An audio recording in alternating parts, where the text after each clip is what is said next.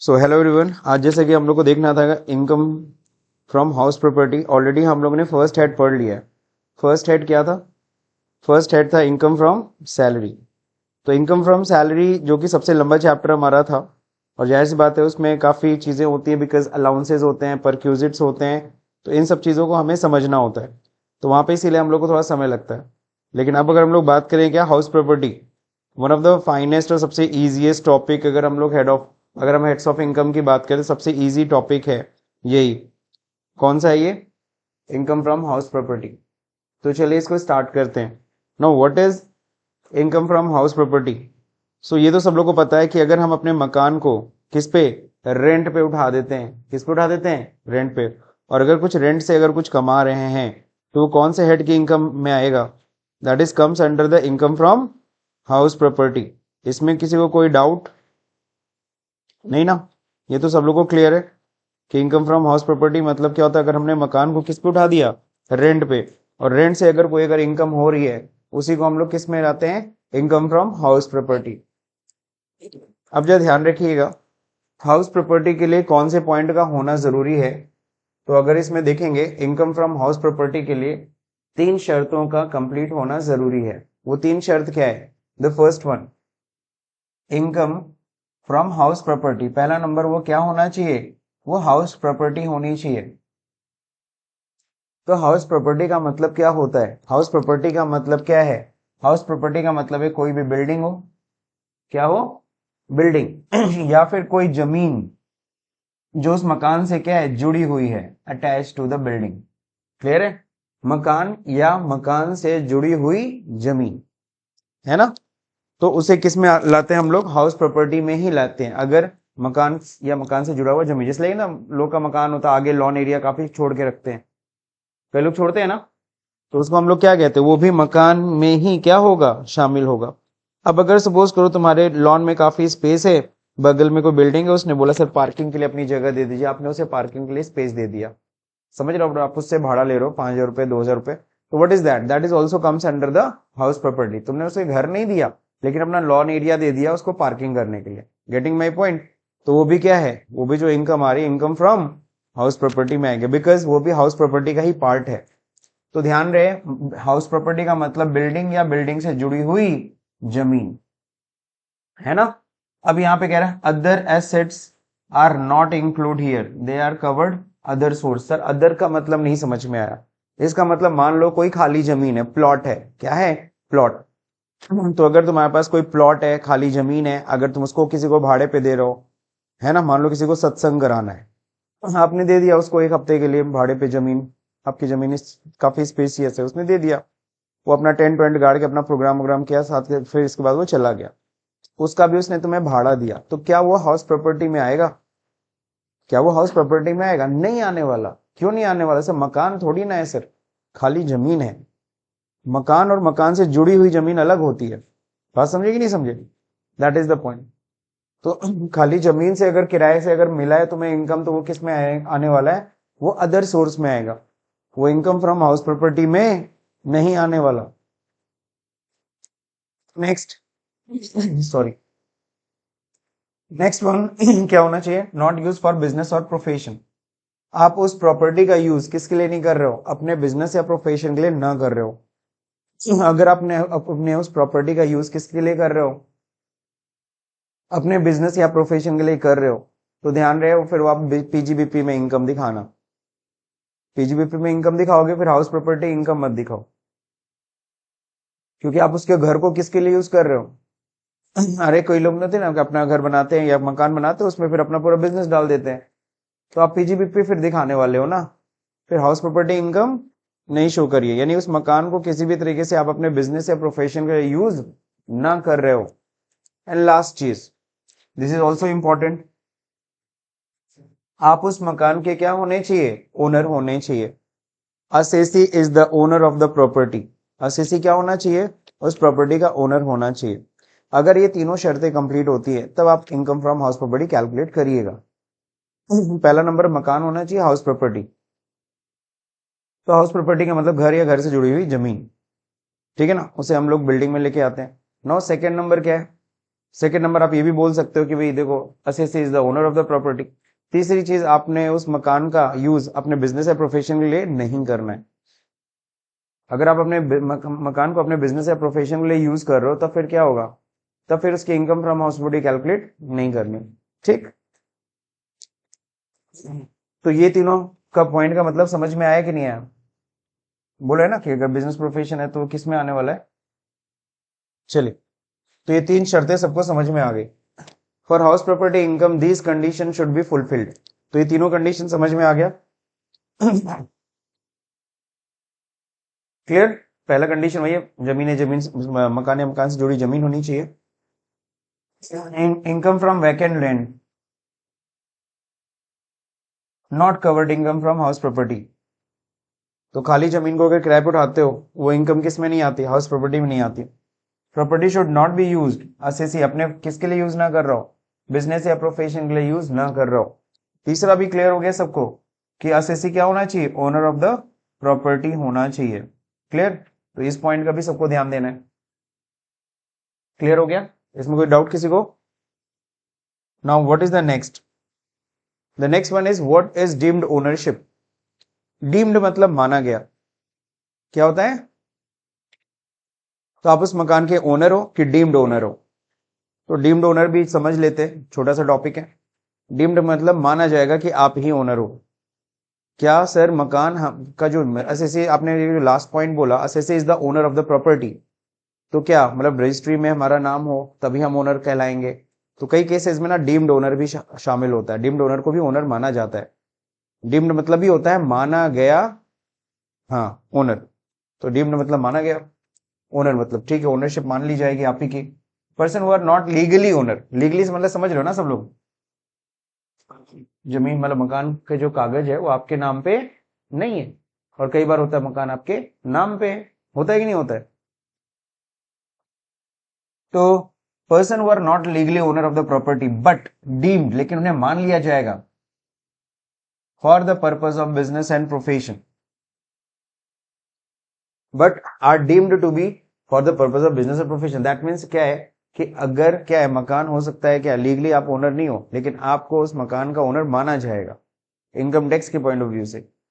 Sir किस case में माना जाएगा? चलिए पहला केस समझते हैं। पहला, following are the deemed owner, transfer to spouse.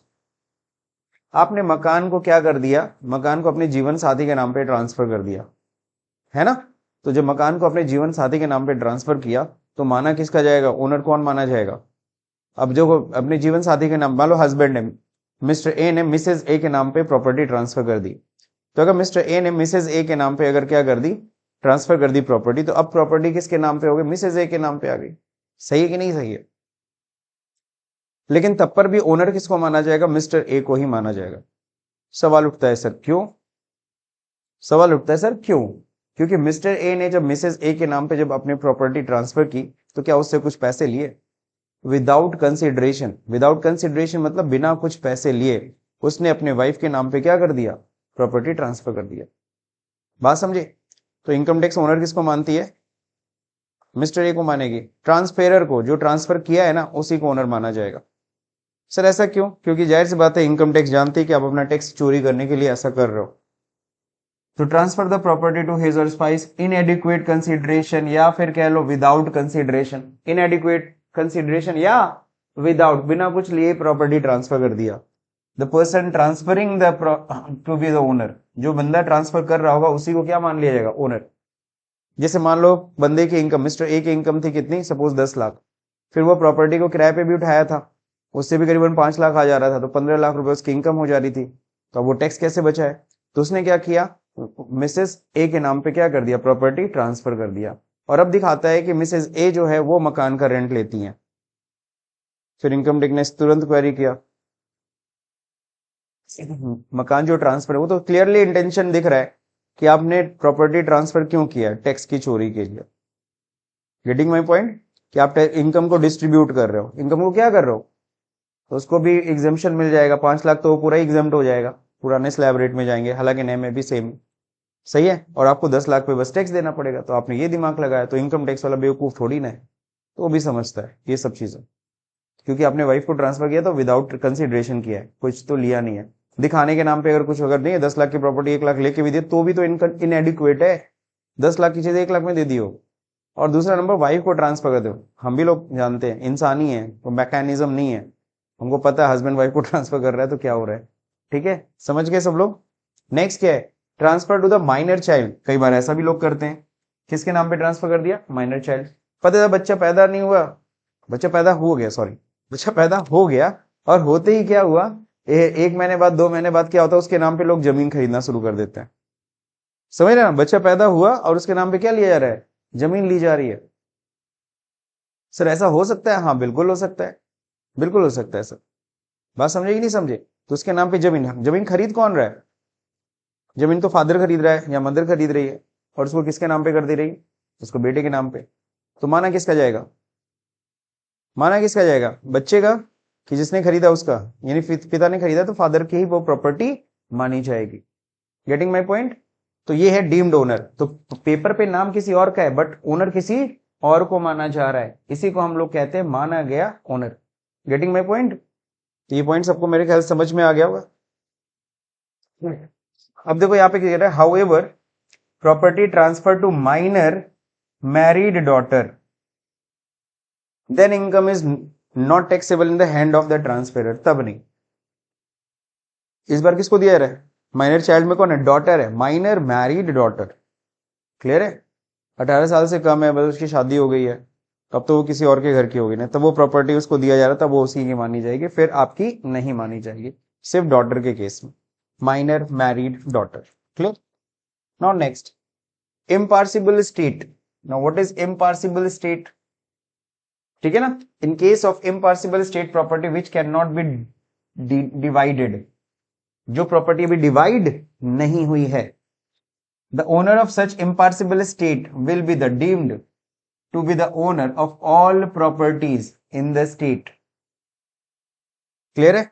तो एग्जैक्टली होता क्या है कि अगर कोई प्रॉपर्टी क्या नहीं हुई है, सपोज बंटवारा नहीं हुआ है, क्या नहीं हुआ है, बंटवारा नहीं हुआ है, तो प्रॉपर्टी फिर मानी किसकी जाएगी।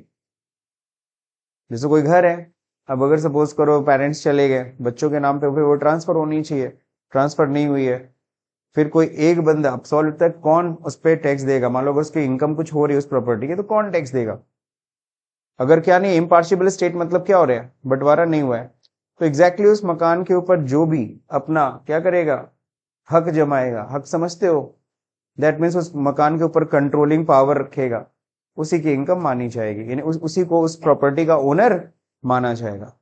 मान लो 2 भाई हैं, एक छोटा सा एग्जांपल, 2 भाई हैं, मिस्टर ए मिस्टर बी, है ना। मिस्टर ए थोड़ा तगड़ा है, मिस्टर बी थोड़ा सा हल्का, मतलब हल्का नहीं है, दैट मीन्स वो थोड़ा कमजोर है ना। अब क्या है, मिस्टर ए ने प्रॉपर्टी के ऊपर कब्जा कर लिया, कब्जा समझते हो ना, और फिर मिस्टर बी को खदेड़ दिया, बाहर कर दिया। हालांकि अभी फिर अब क्या, मिस्टर बी ने ए के ऊपर केस किया, केस अभी कोर्ट में चल रहा है, कोर्ट में अभी केस चल रहा है, लेकिन सवाल उठता है उस प्रॉपर्टी से इनकम भी हो रही है, तो इस इनकम किसकी मानी, इनकम टैक्स के लिए तो प्रॉब्लम होगी ना। अब टैक्स किससे ले, मिस्टर ए से कि मिस्टर बी से।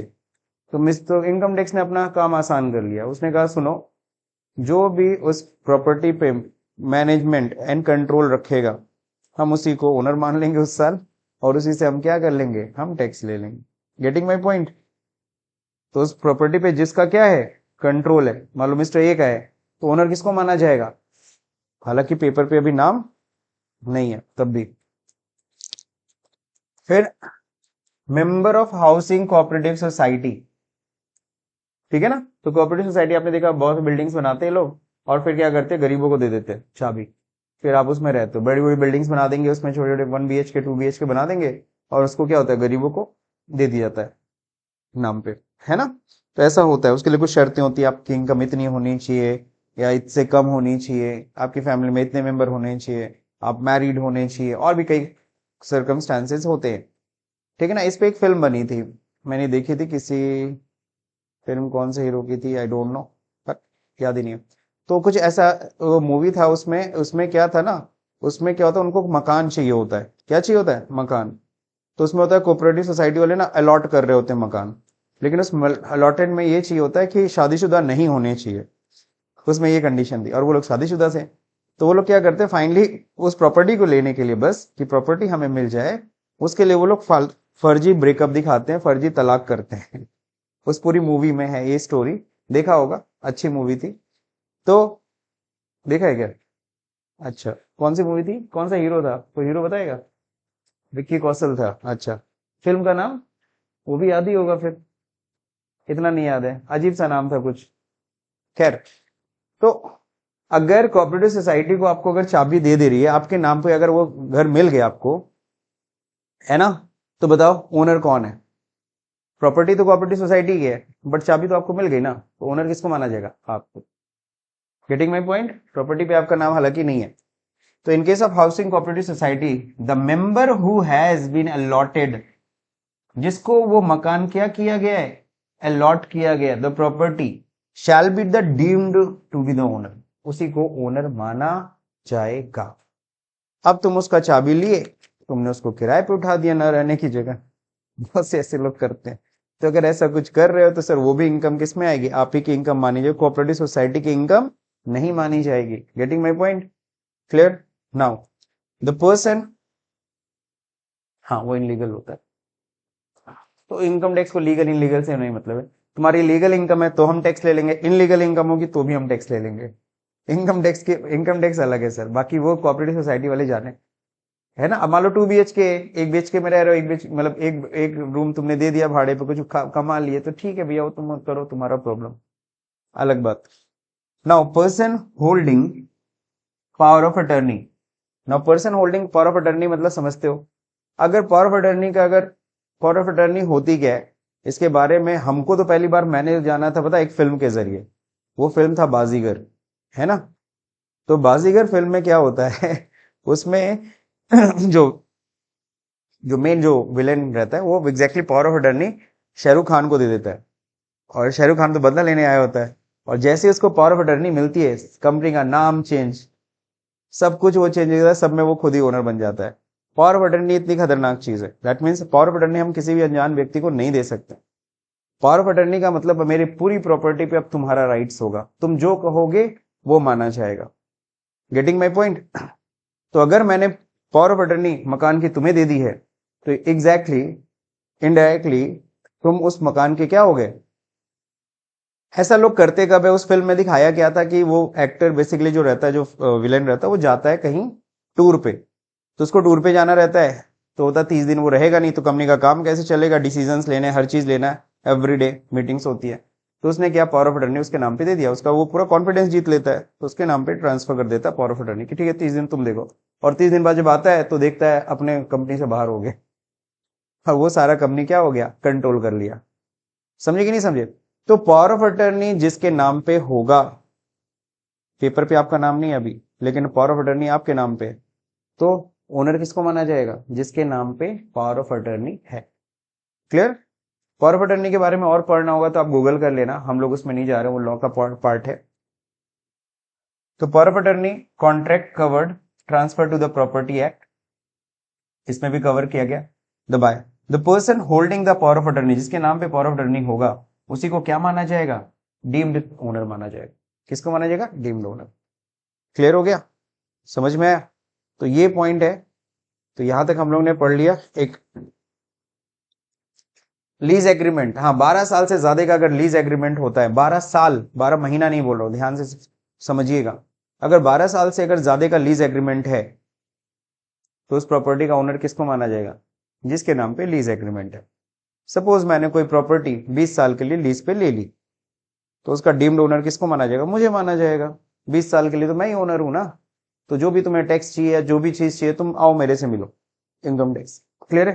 फिर उस बंदे से कोई मतलब नहीं, लेकिन ध्यान रहे लीज की उम्र कितनी होनी चाहिए? हाँ 12 साल से ज्यादा। So in case of lease agreement is at least 12 year, है ना। द लेसी यानी जो लीज दे रहा है, जिसके नाम पे हो रहा है, इज द डीम्ड ओनर, जिसके नाम पे लीज दिया जा रहा है उसी को ओनर माना जाएगा। तो ये था डीम्ड ओनर। डीम्ड ओनर कुछ कुछ समझ में आया कि आप प्रॉपर्टी का कागज आपके नहीं नाम पे नहीं है, लेकिन फिर भी आपको क्या माना जा रहा है? ओनर। और जानते हो ना किस पॉइंट के लिए ओनर माना जा रहा है? कि जो उससे इनकम हो रही है, उससे जो टैक्स देंगे, टैक्स हम किससे वसूलेंगे? तुम ही से, डीम्ड ओनर से। किससे मानेंगे? डीम्ड ओनर से। बस इस पॉइंट के लिए डीम्ड ओनर हमने पढ़ा, ठीक है। सो ये जो हम लोग पॉइंट क्लियर कर रहे थे ना, वो इस पॉइंट के लिए हम लोग पढ़ रहे थे, दिस पॉइंट, इस पॉइंट के लिए हम लोग स्टडी कर रहे थे।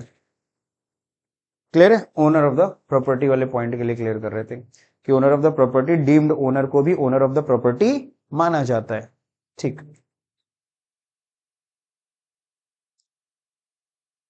नाउ कुछ ऐसे इनकम होती है जो एक्सेप्शन में आती है, अपवाद में आती है, यानी वो इनकम हाउस प्रॉपर्टी इनकम में शामिल नहीं होगी, है ना।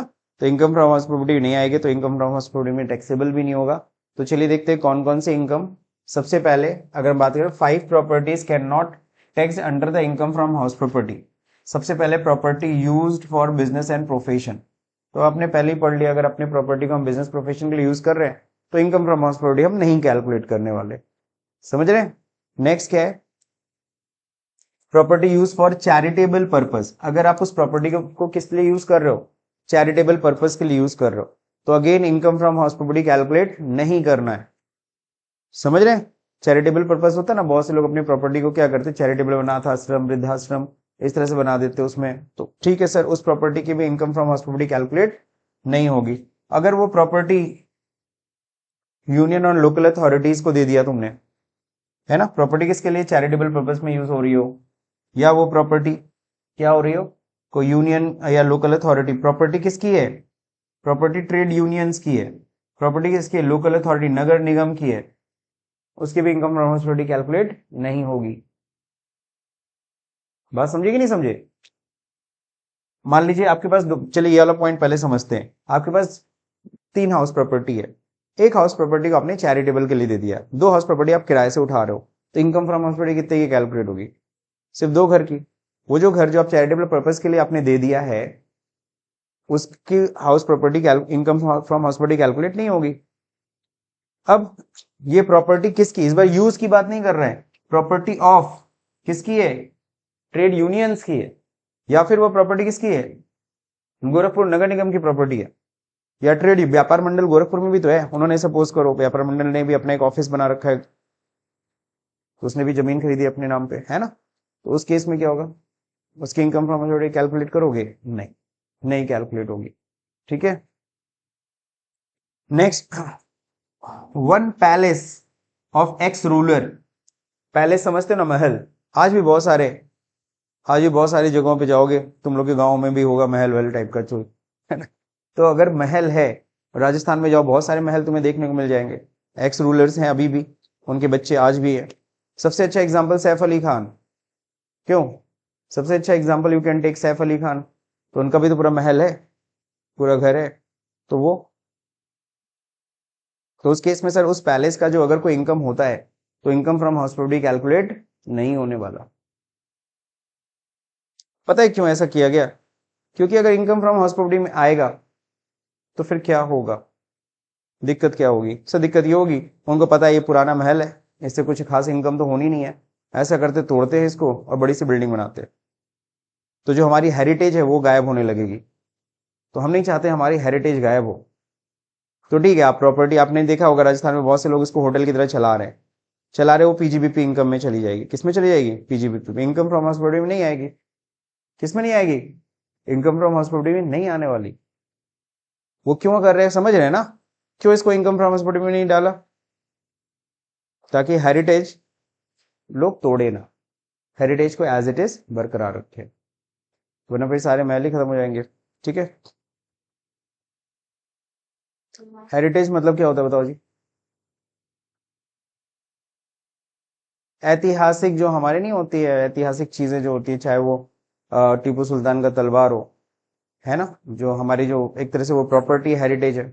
और क्या हेरिटेज में आएगा, ये सब क्या जो बिल्डिंग्स हैं पुरानी पुरानी, जैसे ताजमहल तुम्हारा है, वो तो 7 अजूबे में भी आता है ना। अब सोचो हट तोड़वा के उसको ना बिल्डिंग बना देते, बहुत बड़ा प्लेस है वहाँ, खूब बढ़िया बिल्डिंग बना दे, तो नहीं तोड़ा जा रहा है ना, बिकॉज वो एक उसको एक हेरिटेज है हमारी, एक संपत्ति है, ठीक है ना, हिस्टोरिकल, कौन सी, हिस्टोरिकल, हाँ, विरासत, हेरिटेज, चलो ठीक है ना।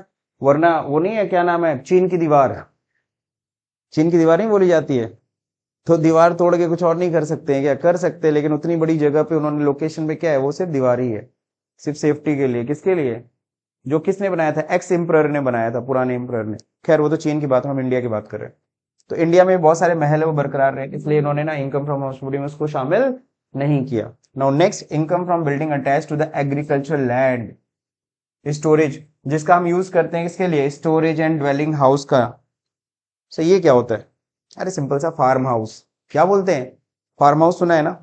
सारे एक्टर्स का, फिल्मों के एक्टर्स जो भी लोग थोड़ा बढ़िया कमा लेते हैं, वो लोग अपना एक हाफ फार्म हाउस जरूर बनाते हैं।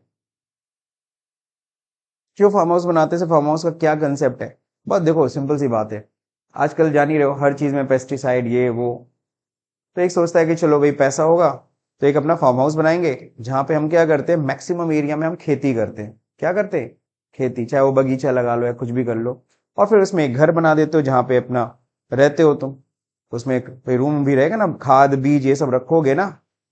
एक फिल्म, अब उसमें सबसे अच्छा एग्जाम्पल ये इसका है, धर्मेंद्र, जो पुराने हीरो है धर्मेंद्र, वो हमेशा वीडियो डालते रहते हैं।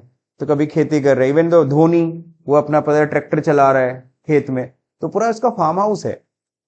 एक जगह पे वो रह रहा है, लेकिन मैक्सिमम एरिया में के 90% प्लेसेस पे वो क्या हो रहा है, खेती हो रही है, पेड़ पौधे लगा रखा है उन्होंने हरियाली के लिए, और भी जो भी काम करें। बात समझे कि नहीं समझे, this is called farm house. तो फार्म हाउस को अगर कई लोग फार्म हाउस को भाड़े पे भी देते हैं, कि ठीक है मैं तो हमेशा फार्म हाउस में रहता नहीं हूँ, ठीक है भाड़े पे भी दे देते हैं लोग, किराए पे, वहां से भी कमाते हैं सर। तो अगर वहां से कमाते हैं तो उसकी कौन सी इनकम है, क्या वो इनकम फ्रॉम हाउस प्रॉपर्टी में आएगी, नहीं आने वाली, वो इनकम फ्रॉम हाउस प्रॉपर्टी में नहीं। गांव में बहुत सारा अच्छा अच्छा कंसेप्ट आपने देखा होगा, गांव में खेतों में बहुत बड़ा खेत है और उन्होंने छोटे छोटे झोपड़े बना रखे हैं, और फॉरेनर आते हैं घूमने, वहां रहते हैं, अच्छा खासा भाड़ा देते हैं, नहीं समझे, उन्हें विलेज की लाइफ देखने को मिलती है, ठीक है ना। और वो जो इनकम कमाते हैं, इनकम फ्रॉम हाउस प्रॉपर्टी में आएगा, नहीं आएगा। फार्म हाउस की इनकम है सर, वो एग्रीकल्चर इनकम में आती है, किस में आती है, तो फार्म हाउस की इनकम एग्रीकल्चर इनकम में आती है। तो एग्रीकल्चर इनकम में आने की वजह से वो पूरी तरह से क्या है, एग्जेम्प्ट है। क्लियर सबको, कहीं कोई दिक्कत नहीं। तो ये सब इनकम का ध्यान रखना है। Now the final point is what, the final point we need to learn this one. जैसे हमने पढ़ा था computation of taxable salary, salary कैसे कंप्यूट करते हैं, है ना, वैसे यहां पे हमें सीखना होता है क्या, computation of income from house property, ठीक है ना। तो वहां पे हम लोग ने देखा था सैलरी कंप्यूट करने के लिए कई सारे पॉइंट्स का हमें ध्यान देना होता है, वैसे यहां पर भी हमें ध्यान देना होगा कि कंप्यूटेशन होता कैसे है। तो इसमें सबसे पहली चीज क्या करते हैं, सबसे पहले हमें यह समझना होगा मकान होते कितने तरह के, income from house property calculate करना है तो दो तरह की हाउस प्रॉपर्टी होती है। पहला क्या होता है, एक लेट आउट, और एक क्या होता है, सेल्फ ऑक्यूपाइड। दो तरह का मकान होता है, सेल्फ ऑक्यूपाइड जिसमें आप खुद रह रहे हो, अगर मकान में आप खुद रह रहे हो तो उसको सेल्फ ऑक्यूपाइड कहते हैं, और सेल्फ ऑक्यूपाइड से आप कुछ भी नहीं कमा रहे हो, यू आर अर्निंग नथिंग। आपका मकान है, आप रहते हो सर, किराए पे उठाए हो, नहीं सर कोई इनकम नहीं है, तो उसके एनुअल वैल्यू यानी उसकी इनकम नील होती है, ठीक। और एक होता है क्या, लेट आउट, लेट आउट मतलब भाड़े पे देना, कई जगह बोर्ड पे लिखा होगा, देखा होगा, लेट आउट, है ना, कॉन्टेक्ट टू दिस नंबर, ठीक है ना, लेट आउट पर्पज के लिए होता है। तो ठीक है सर, लेट आउट मतलब भाड़े पे देना है, तो लेट आउट प्रॉपर्टी भाड़े पे देने वाली प्रॉपर्टी, और एक होता है सेल्फ ऑक्यूपाइड जिसमें हम खुद रहते हैं। तो चलिए देखते हैं इसमें कैसे कैलकुलेशन होता है। सबसे पहला बहुत सिंपल सा, यही बस, यही कंप्लीट है, यही कंप्लीट कंप्यूटेशन है, और कुछ नहीं करना है इसके अलावा। तो चलिए सबसे पहले क्या चीज है, पहला शब्द है ये, कौन सा शब्द है, ग्रॉस एनुअल वैल्यू। पहले हम लोग किसको कंसीडर करेंगे, this one, let out property की बात करेंगे। तो लेट आउट प्रॉपर्टी की पहले बात करते हैं कि ग्रॉस एनुअल वैल्यू, पहले तो जो भी ग्रॉस एनुअल वैल्यू आएगी वो यहाँ पे लिखिएगा। सॉल्व तो sir what is gross annual value, sir gross annual value मतलब होता है मकान की इनकम कमाने की क्षमता, मकान की इनकम कमाने की कैपेसिटी को ही क्या कहते हैं, ग्रॉस एनुअल वैल्यू। जैसे मैं कहूं अगर तुम अपने मकान को किराए पे उठा दो तो कितना किराया मिल जाएगा,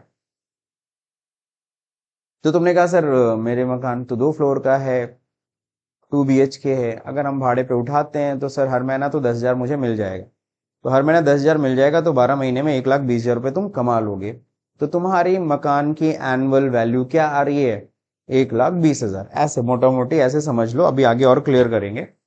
तो फिलहाल ग्रॉस एनुअल वैल्यू का मतलब क्या है, इसका मीनिंग समझ में आना चाहिए, the capacity to generate income of the house, मकान की इनकम कमाने की कैपेसिटी को ही क्या कहते हैं, ग्रॉस एनुअल वैल्यू। तो आपने इतना कमाया, ठीक है, लेकिन फिर आपने म्युनिसिपल टैक्स भी तो दिया, कमाए हैं, लेकिन सर म्युनिसिपल टैक्स भी दिया है मैंने। किसने दिया? ओनर ने, मकान के ओनर ने टैक्स भी दिया है सर। सर म्युनिसिपल टैक्स उसको लेस कर लो। तुमने 1,20,000 कमाया, लेकिन तुमने हाउस टैक्स भी तो दिया। क्या दिया? हाउस टैक्स भी जमा करना पड़ा। तो यहां सर हाउस टैक्स तो नहीं लिखा है, म्युनिसिपल टैक्स लिखा है। अरे भाई नगर निगम ही तो लेती है। तो म्युनिसिपल टैक्स में बेसिकली 3 चीजें शामिल होती हैं। कितनी चीजें? 3 चीजें म्युनिसिपल टैक्स में शामिल होती है। सो म्युनिसिपल टैक्स में कौन सी 3 चीजें शामिल होती है? पहला हाउस टैक्स होता है, दूसरा वाटर टैक्स होता है, तीसरा सीवर टैक्स होता है। कौन सा टैक्स? सीवर टैक्स, सीवर की साफ सफाई के लिए। अब तो पूरे गोरखपुर में देख ही रहो, खोद रहा है पूरा, हर जगह गली कूचा, हर जगह यही हो रहा है ना। तो ये सीवर लाइन बिछ रही है। तो अभी तक जो गोरखपुर निवासी लोग जो टैक्स देते थे, वो क्या देते थे? हाउस टैक्स देते थे और वाटर टैक्स देते थे, क्योंकि पानी की सप्लाई लगभग हर जगह है। पानी का सप्लाई नहीं आता है, टंकी वाली जो भी है, तो वाटर टैक्स और हाउस टैक्स देते थे। अब चूंकि सीवर लाइन बिछ रही है, अब सबके हाउस टैक्स में एक और चीज शामिल होगी, क्या? Sewer tax. ठीक है ना। तो जो भी है वो भी चार्ज होगा, टोटल ओवरऑल आपको ये भी देना पड़ेगा, इसीलिए इसको म्युनिसिपल टैक्स बोलते हैं। हाउस टैक्स तो सिर्फ एक चीज हुई ना सर, कंपोनेंट। तीनों को मिला के क्या बोलने वाले हो? जी हाँ, म्युनिसिपल टैक्सेस। और जाहिर सी बात है ये टैक्सेस कहाँ लगते हैं? जहां पे भी नगर निगम होती है। अब तुम गांव में सोचोगे मेरे गांव में क्यों नहीं लगता, अरे भाई तुम्हारे गांव में जान ही रहो नगर निगम है क्या? नहीं, वहां तो ग्राम पंचायत होती है। वो लोग अगर कुछ चार्ज करना चाहें तो चार्ज कर सकते हैं आपसे। वहां पे उनकी जो साफ सफाई हर चीज की जिम्मेदारी ग्राम पंचायत की होती है गांव की, क्यों? सही है ना। तो उसके लिए क्या वो कोई टैक्स चार्ज करते हैं? नहीं चार्ज करते। अगर कल को कुछ इस तरह से चार्ज ले, हर घर से 100-100 रुपया ले साफ सफाई के लिए या समथिंग कुछ, वो अलग बात है, लेकिन वो इसमें नहीं आने वाला। ठीक। तो ध्यान रहे, म्युनिसिपल टैक्स आपने लेस कर देना है। आपने 1,20,000, सपोज करो मैंने 1,20,000 रुपए कमाया, ये मेरी एनुअल वैल्यू, करीबन मैंने क्या दे दिया, 10,000 रुपए मैंने म्युनिसिपल टैक्स जमा किया। तो मेरा net annual value, sorry, net annual value कितनी आएगी? 1,10,000, यही ना कमाया मैंने। अब क्या है? अब इसमें गवर्नमेंट डिडक्शन देती है अंडर सेक्शन 24। याद है सैलरी में डिडक्शन था अंडर सेक्शन 16, 16 का। अंडर सेक्शन 16 के तहत हम लोग को डिडक्शन मिलता था, और यहां पे डिडक्शन किसके तहत मिलेगा? अंडर सेक्शन 24, विच इज, अब इसमें 2 डिडक्शन है, 24A 24B। 24A में स्टैंडर्ड डिडक्शन देती है 30% ऑफ एनएवी, यानी जो ये एनएवी कैलकुलेट हुई ना 1,10,000, इसका तुम 30% माइनस कर लो। कितना आएगा 30%? टेल मी, कैलकुलेट करो। 1,10,000 का 30% कितना आता है? टेल मी।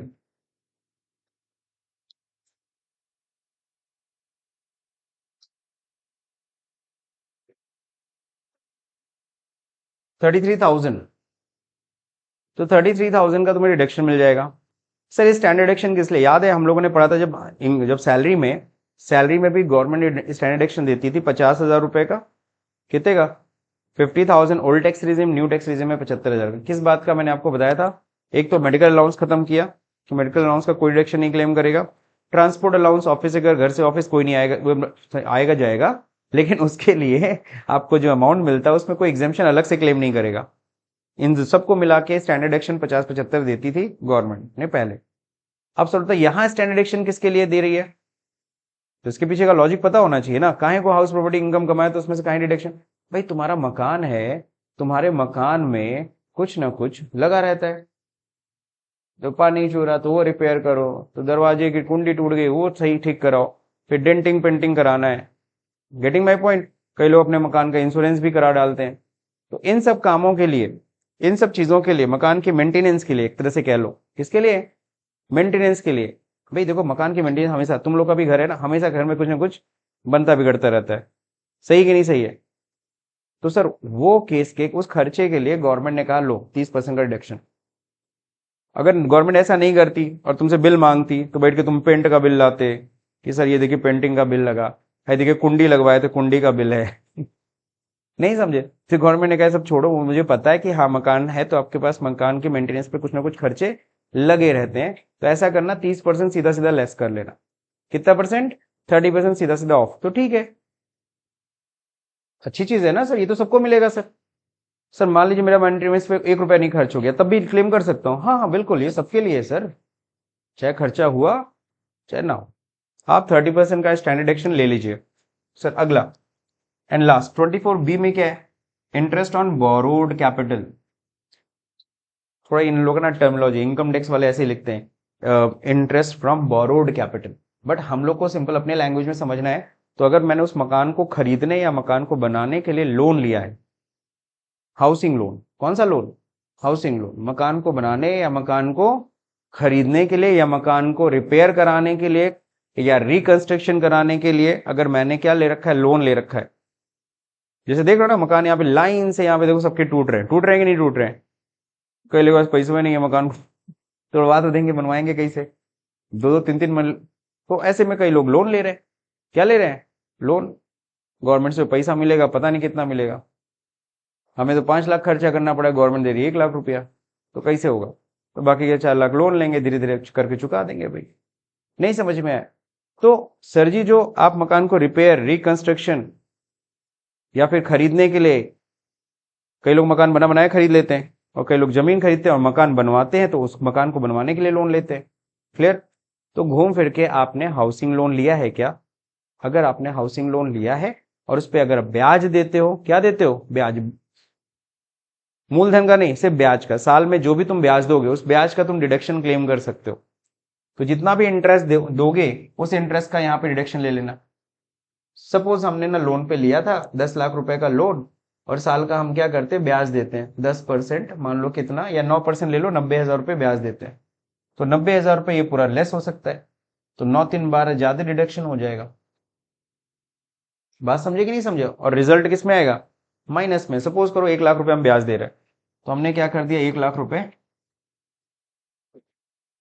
तो कितना लेस होगा? 1,10,000 में माइनस होगा 1,33,000, रिजल्ट कितना आएगा?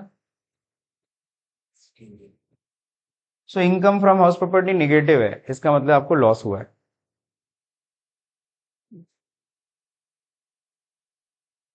पॉजिटिव इनकम है कि निगेटिव? तो भाई ऐसा नहीं कि आगे लिख देना लॉस फ्रॉम हाउस प्रॉपर्टी, लिखा नहीं जाता है, लिखा जाता है हमेशा income from house property he. Result negative है, इसका मतलब समझ जाओ कि वो क्या है? लॉस। सर इसको कोई फायदा मिलेगा? बिल्कुल फायदा मिलेगा। अगर आपकी इनकम फ्रॉम सैलरी है मान लो 5 लाख और income from house property -23 lakh, 23,000 जोड़ो, कितना आएगा? तो 5 लाख में से 23,000 क्या हो जाएगा? घट जाएगा। तो तुम्हें कम इनकम पे टैक्स देना पड़ेगा। Getting my point? Suppose sir कोई मेरे को इंटरेस्ट, कोई लोन नहीं लिया है, तो तब क्या होता है? कोई लोन नहीं लिया तो 1,10,000 में से 33,000 लेस हो जाता है ना? तब इनकम कितनी आती? 77,000। तो 77,000 आपकी इनकम फ्रॉम हाउस प्रॉपर्टी होती है, इस पे आपको टैक्स देना पड़ेगा। स्लैब इस पे चलने वाला है। तो बहुत ही छोटा सा कंपुटेशन है। स्टार्टिंग से चलो चेक करते। सबसे पहले क्या लिखना है? सबसे पहले ग्रॉस एनुअल वैल्यू यहाँ पे लिखना है। ग्रॉस एनुअल कितना मकान से कमा सकते हो, फिर लेस कर देना म्युनिसिपल टैक्स, आ जाएगा नेट एनुअल वैल्यू। तो कई बार लोग पूछते हैं how to calculate net annual value, मकान की नेट एनुअल वैल्यू कैसे निकालते हैं? सिंपल सा, ग्रॉस एनुअल वैल्यू से म्युनिसिपल टैक्स हटा दीजिए तो क्या आ जाता है? नेट एनुअल वैल्यू आ जाती है। फिर नेट एनुअल वैल्यू में कोई डिडक्शन मिलता है? जी हाँ, 2 डिडक्शन है। सैलरी में याद है 3 डिडक्शन थे, यहाँ कितने हैं? 2 डिडक्शन, 24A 24B। तो 24A में क्या है? स्टैंडर्ड एक्शन है 30% एनएवी, जो भी एनएवी आ रही है 30% लेस कर लो। और इंटरेस्ट फ्रॉम बोरोड कैपिटल कितना है? जो भी आपने अगर मकान के लिए लोन लिया था उस पर जो भी ब्याज देते हो वो पूरा ब्याज यहाँ पे लेस कर सकते हो without any limit. Without any limit जितना भी ब्याज दियो सब लेस कर दो। अब जो आता है वो इनकम फ्रॉम हाउस प्रॉपर्टी है। ये पॉजिटिव या निगेटिव आ सकती है, पॉजिटिव या निगेटिव आ सकती है। सही है? तो ये था आपका इनकम फ्रॉम हाउस प्रॉपर्टी। किसके केस में? लेट आउट के केस में। Last, self occupied. अगर तुम मकान में खुद रहते हो तो मकान के इनकम कमाने की कैपेसिटी कितनी होगी? जल्दी बताओ। मकान की इनकम कमाने की कैपेसिटी ये होगी 0। तो जब सीधे सीधे नेवी नील कर लो ना, कहा है उसको नील कर रहा है? अब नील में से थोड़ी ना म्युनिसिपल टैक्स लेस होता है। तो मकान की भाई म्युनिसिपल टैक्स तो तब भी आप देते हो, मकान अगर सेल्फ ऑक्यूपाइड है तब भी आपको म्युनिसिपल टैक्स तो देना पड़ता है। तो आपकी एनुअल वैल्यू निल, सीधा सीधा आप नेट एनुअल वैल्यू क्या कर दो, निल। तो सर कंप्यूट करना क्यों है, इसीलिए कंप्यूट करना है। देखो यहाँ पे स्टैंडर्ड एक्शन, तो फिर निल का 30% कितना होगा, निल ही होगा। आपको सेल्फ ऑक्यूपाइड हाउस में इंटरेस्ट ऑन बोरोड कैपिटल का डिडक्शन मिलता है, कितना मिलता है, 2 लाख। तो आपको पता है एनएवी तो 0 है, 0 में से जब लेस करोगे 2 लाख, तो आंसर क्या आएगा, -2 लाख। और इसका फायदा आपको किस में मिलेगा, जब आपका ग्रॉस टोटल इनकम निकाला जाएगा। तो जो भी इनकम होगी, सैलरी इनकम है मान लो 10 लाख रुपए, उसमें 2 लाख रुपए क्या हो गया, माइनस आपको 8 लाख पे टैक्स देना पड़ेगा, 2 लाख का टैक्स बचा ना। तो सेल्फ ऑक्यूपाइड हाउस का इनकम फ्रॉम हाउस प्रॉपर्टी कब कैलकुलेट करोगे, जब हमने उस मकान को लोन पे लिया है। अगर लोन पे नहीं लिया हो तो मत कैलकुलेट करना। Income from house property self occupied की कब निकाली जाती है, जब हमने उस मकान को लोन पे लेके बनाया है या लोन पे लेके खरीदा है, तभी हम इनकम फ्रॉम हाउस प्रॉपर्टी। और उसमें ध्यान रहे सेल्फ ऑक्यूपाइड में लिमिट है कि मैक्सिमम इंटरेस्ट का रिडक्शन कितना मिलेगा, 2 लाख से ज्यादा का रिडक्शन नहीं क्लेम कर सकते आप। सपोज हम ब्याज दे रहे 2.5 लाख रुपए, सेल्फ ऑक्यूपाइड हाउस को बनाने के लिए लोन लिए थे, ब्याज दे रहे साल भर में कितना, 2.5 लाख, तो हम ब्याज दे रहे हैं, डिडक्शन कितने का क्लेम कर सकते हैं, 2 लाख, उससे ज्यादा नहीं। लेकिन वही मकान अगर कैसा बनाए होते, सेल्फ ऑक्यूपाइड नहीं, लेट आउट प्रॉपर्टी बनाए होते, तो 2.5 लाख का पूरा डिडक्शन क्लेम कर लेते तुम। 10 लाख ब्याज दे रहे हो, डिडक्शन क्लेम कर लो, 20 लाख ब्याज दे रहे हो, डिडक्शन क्लेम कर लो। नहीं समझ में आया, तुम बलदेव प्लाजा बना रहे हो, तुम सिटी मॉल बना रहे हो, तुम एडी मॉल बना रहे हो, ब्याज तो लोन तो लेना पड़ेगा, लोन लिए। अब वो जायज भाई एडी मॉल क्या घर में अपने रहने के लिए बना रहे हो, एडी मॉल कोई रहने के लिए बना रहे हैं, नहीं, जाहिर सी बात है उसको उठाओगे लेट आउट पर्पज के लिए उठाओगे, तो गवर्नमेंट दिलदार हो जाती है कि ठीक है जो ब्याज देना सब रिडक्शन लेना, यानी तुम्हारा आंसर नेगेटिव में आने वाला है। Getting my point. सर ऐसा क्यों, इसके पीछे का लॉजिक पता है क्यों, लेट आउट में गवर्नमेंट ने कहा जितना इंटरेस्ट उतने का डिडक्शन ले लो, लेकिन सेल्फ ऑक्यूपाइड में 2 लाख से ज्यादा नहीं देंगे डिडक्शन, ऐसा क्यों, इसके पीछे का लॉजिक समझ में आ रहा है। बहुत सिंपल सा लॉजिक है, आप लेट आउट प्रॉपर्टी बना रहे हो, कल को कमाओगे और हमें टैक्स दोगे, तो रिडक्शन क्लेम कर लो जितना इंटरेस्ट दे। सेल्फ ऑक्यूपाइड रहने के लिए हमको कुछ दोगे नहीं, तो सुनो हम भी डिडक्शन ज्यादा नहीं देंगे, 2 लाख से ज्यादा का नहीं। अब तुम अपने रहने के लिए महल बनवाओ, एंटीला बनवाओ, नहीं समझ रहे हो, एंटीला समझ रहे हो ना, मुकेश अंबानी का घर, तो उतना बड़ा वही बिल्डिंग बना रहे हो खुद के रहने के लिए, और अगर हालांकि उसने लोन नहीं लिया, अगर लोन ले करके उसको बनाया गया होता है तो उसमें ब्याज ही अच्छा खासा हो जाता। पता लगा 1 करोड़ रुपए ब्याज दे रहे हैं, तो 1 करोड़ रुपए ब्याज दे रहे तो क्या डिडक्शन कितने का मिलेगा, 2 लाख का, उससे ज्यादा का नहीं, क्योंकि सेल्फ ऑक्यूपाइड है। लेकिन लेट आउट के लिए 1 करोड़ ब्याज दे रहे हैं तो 1 करोड़ का पूरा डिडक्शन ले लो। तो लॉजिक समझ में आ रहा है, तो देखो हर एक चीज के पीछे का अगर लॉजिक समझ में आएगा ना, तो तुम्हें कंपुटेशन बड़े आराम से समझ में आएगा, तुम्हारे दिमाग में रहेगा। लेकिन लॉजिक नहीं समझेंगे, सिर्फ उसको रटने की कोशिश करेंगे, फॉर्मेटी है ये पढ़ लो, उससे नहीं होने वाला। ठीक है, समझ में आ गया, आज के लिए इतना काफी है। तो कब हम लोगों ने देखो कंपुटेशन पढ़ लिया, अब इस पे हमें क्या करना है, कैलकुलेशन सीखना है। और सबसे बड़ी चीज क्या है कि सर ये कैसे कैलकुलेट करते हैं, क्योंकि यहीं से तो स्टार्ट करना है। तो ग्रॉस एनुअल वैल्यू कैसे निकालते हैं, हालांकि मैंने एक रफ तरीका आपको बता दिया है, और कल उसको और क्लियरली समझेंगे। क्लियर हो गया सबको। तो यहाँ पे लिखा है एनुअल वैल्यू का क्या मतलब है, पैसे सबको दिख ही रहे हैं, ठीक है ना, मकान बनाओ, इनकम कमाओ, चलो।